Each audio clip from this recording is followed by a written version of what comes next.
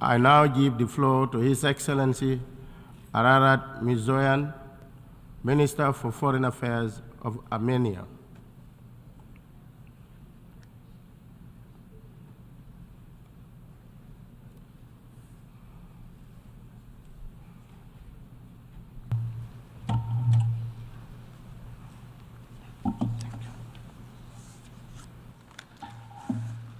Honorable Mr. President, Excellencies, ladies and gentlemen, first of all, let me congratulate Mr. Denis Francis on assuming the presidency of the 78th session of the United Nations General Assembly. I will not be the first and definitely not the last speaker in this august body who will identify global threats for democracies, challenges for security, violations of the principles and purposes of the UN Charter, including non-use of force and peaceful resolution of conflicts as a main source of instability and tension in the world. The devastating developments of the past years, which disrupted the security architecture in the world and especially in Europe, have significantly damaged multilateralism. If a couple of years ago we were contemplating the decline of multilateralism, today we see erosion of that very tenet and its foundations, such as international law, human rights, and cooperative security. This is not just a theoretical interference, but a reality with which the Armenian people in the South Caucasus are coping for the last 3 years. The repetitive aggression of Azerbaijan against the sovereign territory of the Republic of Armenia and military attacks against the people of Nagorno-Karabakh significantly disrupts peace and stability in our region, massively violates human rights and humanitarian law, representing existential threat for Armenians. My government, having a sincere belief and aspiration to establish peace and stability in our region, has made significant and duly recorded efforts to this end. Alas, we do not have a partner for peace, but a country who openly declares that might has right and constantly uses force to disrupt the peace process. Literally a year ago, from this very stage, the Prime Minister of Armenia presented the fact of aggression and occupation of the Republic of Armenia's sovereign territories by neighboring Azerbaijan. Since then, the situation has deteriorated even more, and today I have to present yet another very recent act of large-scale offensive, this time against the indigenous people of Nagorno-Karabakh, in blatant violation of the international law and trilateral statement of November 9, 2020. It happened this week, and the timing was not accidental. It shows open disregard and defiance of Azerbaijan against the international community who gathered here in New York. The message is clear. You all can talk about peace, and we can go to war, and you will not be able to change anything. The 120,000 people whose sole aspiration is to live and create in peace and dignity in their ancestral homeland, and who have already been suffering under the 9-month blockade and siege by Azerbaijan, were subjected to military attack by tens of thousands of troops. In the course of this inhumane attack, the whole territory of Nagorno-Karabakh, Stepanakert, and other towns and settlements came under intense and indiscriminate shelling with heavy weaponry, such as rockets, artillery, combat UAVs, aviation, including prohibited cluster munition. This atrocious large-scale offensive, which claimed hundreds of lives, including of women and children, was cynically defined as a local counter-terrorist operation. According to the recent information, there are confirmed cases of more than 200 killed and 400 wounded, including among civilian population, women and children, also accepted by the Azerbaijani Ministry of Foreign Affairs. The fate of hundreds of people is uncertain. As I speak today, 30% of the population of Nagorno-Karabakh is displaced. The entire population of Nagorno-Karabakh remains without any means of subsistence, as just limited humanitarian assistance has been able to enter into Nagorno-Karabakh. There is no food, no medicine, no shelter, no place to go. separated from their families, terrorized and scared for their lives. Ladies and gentlemen, the policy and actions of Azerbaijan for the last 9 months evidently demonstrate the pre-planned and well-orchestrated nature of this mass atrocity. On December 12, 2022, Azerbaijan blocked the Lachin corridor, the only road, the lifeline connecting Nagorno-Karabakh to Armenia and the outer world, in blatant violation of its obligations under the international humanitarian law and the trilateral statement of November 9, 2020. The blockade was further consolidated by the installation of an illegal checkpoint since April 23, as well as with the complete cessation of any movement, even for humanitarian aid, through the corridor since June 15. The 9-month-long blockade of Nagorno-Karabakh caused a severe shortage of food, medical supplies, fuel, and other essential goods, almost depleting the resources necessary for the survival of the population.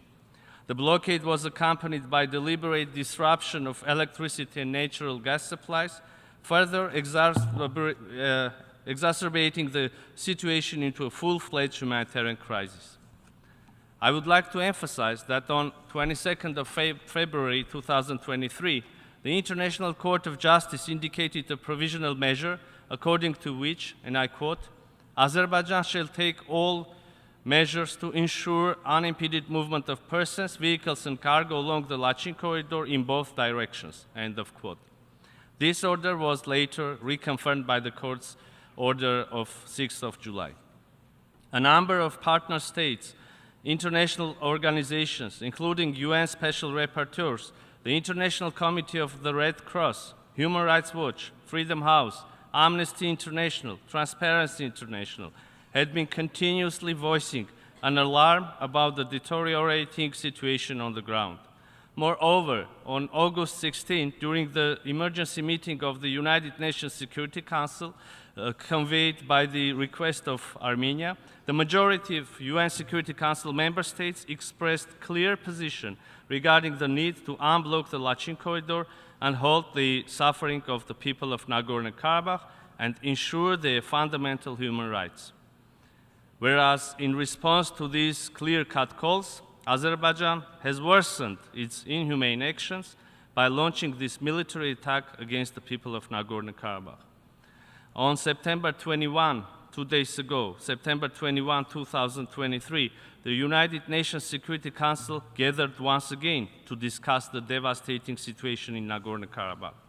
The majority of the Security Council members expressed their position regarding the imperative of cessation of hostilities by Azerbaijan, opening of the Lachin corridor, ensuring international humanitarian access, and addressing the rights and security of the people of Nagorno-Karabakh.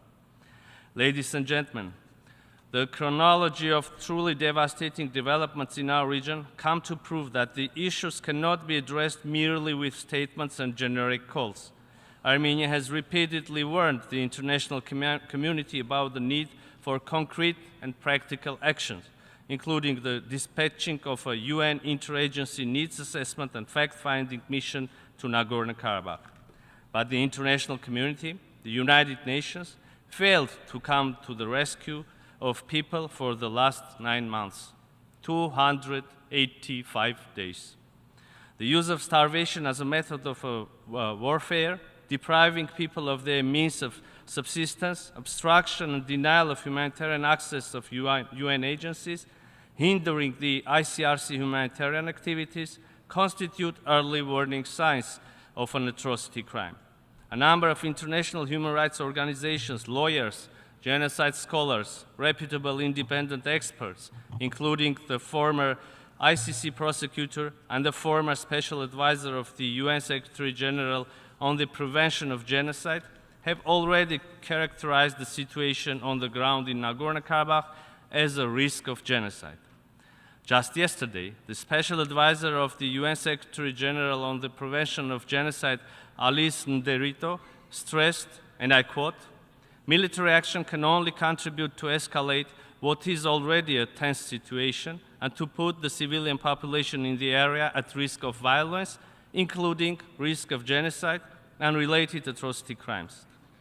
All efforts need to be made to prevent violence and sustain peace." End of quote. Let me draw your attention to the fact that after failure of preventing genocide in Rwanda, the United Nations managed to create mechanisms for prevention, thus making the never again a meaningful pledge. But today, we are at the brink of another failure. The people of Nagorno-Karabakh, trapped in this inhumane blockade and hostilities inflicted by Azerbaijan, and under the threat of their very existence, still hope that prevention will not remain a feature of language, but will become a line of actions. The claims that the United Nations is not present on the ground, so has no capacity to verify the situation, cannot be an excuse for inaction. The United Nations is a universal body which should stand with the victims of mass atrocity crimes all over the world, regardless of the status of territory, instead of delivering dismissive statements. We are hopeful that the international community, namely the United Nations, will demonstrate a strong political will to condemn the resumption of hostilities and targeting of civilian settlements and infrastructure, and demand full compliance with obligations under the international humanitarian law, including those related to the protection of civilians, in particular women and children, and critical civilian infrastructure. The international community should undertake all the efforts for an immediate deployment of an interagency mission by the United Nations to Nagorno-Karabakh with the aim to monitor and access the human rights, humanitarian and security situation on the ground. The unimpeded access of the UN agencies and other international organizations to Nagorno-Karabakh, in line with the humanitarian principles, are an imperative. In this regard, we also stress the need to ensure full cooperation of the parties in good faith with the International Committee of Red Cross to address the consequences of the military attack, including the removal and identification of the bodies, search and rescue of missing personnel and civilians, release of prisoners of war, safe and unimpeded delivery of humanitarian assistance in strict compliance with the international humanitarian law. Azerbaijan must finally adhere to its legally binding obligations and ensure freedom of movement of persons, vehicles and cargo along the Lachin corridor in line with the ICJ orders. We firmly believe that relevant mechanisms must be introduced to ensure the return of persons displaced in the course of the recent military attack, as well as persons and refugees displaced as a result of 2020's war to their homes in the territory of Nagorno-Karabakh and adjacent regions under the monitoring and control of the UN relevant agencies, as it was foreseen in the trilateral statement of November 9, 2020. A sustainable and viable international mechanism for preventing the ethnic cleansing of the indigenous population of Nagorno-Karabakh and for ensuring dialogue between representatives of Nagorno-Karabakh and official Baku to address the issues related to rights and security of the Armenians of Nagorno-Karabakh is an imperative. Furthermore, excluding punitive actions against the Nagorno-Karabakh political and military representatives and personnel should be guaranteed. We also believe that the international community must demand the exit of any Azerbaijani military and law enforcement bodies from all civilian settlements in Nagorno-Karabakh to exclude panic, provocations and escalation, endangering civilian population, and create a possibility for a United Nations mandated peacekeeping force to keep stability and security in Nagorno-Karabakh. Ladies and gentlemen, the ethnic cleansing policy against Nagorno-Karabakh is just a part of a bigger picture. In this regard, we clearly see an intention to involve the Republic of Armenia in military actions, thus widening the geography of hostilities into our sovereign territories.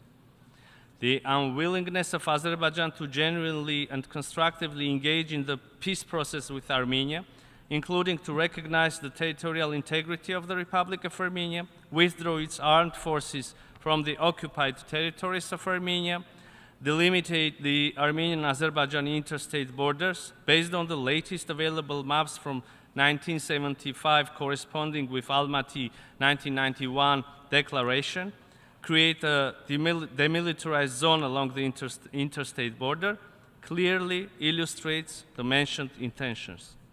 Likewise, Azerbaijan has a hidden agenda when it comes to unblocking regional transport and economic communications. As a landlocked country, Armenia is vitally interested in implementation of the agreement on the unblocking of all the regional communications on the basis of sovereignty, national jurisdiction, equality, and reciprocity. Armenia is a long-standing advocate of the inclusive and equitable transport connectivity with the view to promote trade, cooperation, and people-to-people contacts, whereas our neighbors continue to impose the 3 decades-long blockade of Armenia as part of its well-established policy of economic coercion of my country.